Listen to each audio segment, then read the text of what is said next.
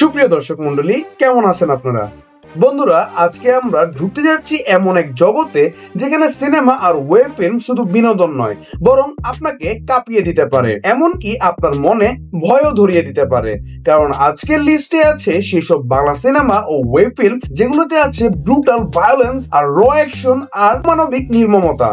তাহলে বন্ধুরা, চলুন আর দেরি না করে শুরু করা যাক আজকের কাউন্টডাউন। নাম্বার 5-এ আছে ফ্রাইডে, যেটা 2023 সালে রিলিজ পেয়েছিল, যেটা ডিরেক্ট করেছেন রায়হান রাফি। রায়হান রাফির তৈরি এই ওয়েব ফিল্মটা আসলে একটা সাইকোলজিক্যাল শক ছিল। গল্পটা ঢাকার কদমতলী সত্য ঘটনা থেকে নেওয়া হয়েছিল, যেখানে এক নারী নিজের পুরো পরিবারকে এক রাতেই খুন করে দেয়। এখানে অভিনয়ে ছিল তমা মির্জা আর নাসির উদ্দিন খান। ফিল্মটা দেখার সময় আপনি শুধু ভাববেন কিভাবে একজন মানুষ এতটা নিষ্ঠুর হতে পারে।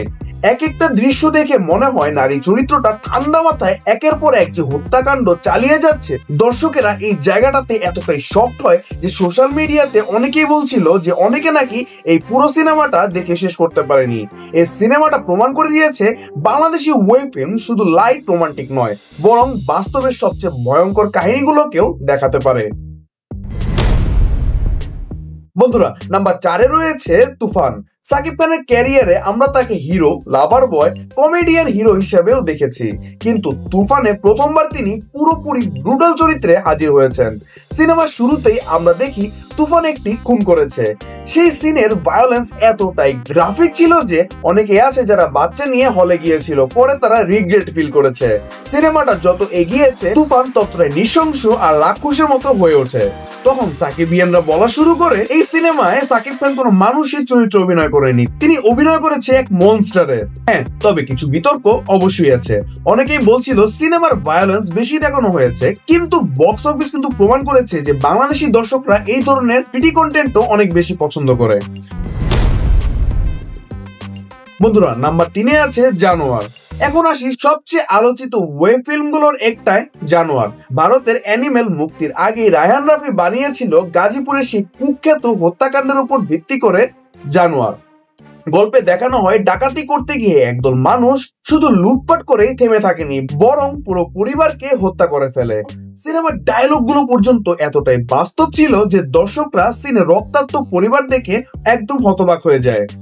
সোশ্যাল মিডিয়ার রিভিউতে অনেকে লিখেছেন অনেক রিভিউয়াররাই নাকি মাঝপথে এই সিনেমাটা স্টপ করে দিয়েছিল, কারণ তারা নাকি সহ্য করতে পারছিল না।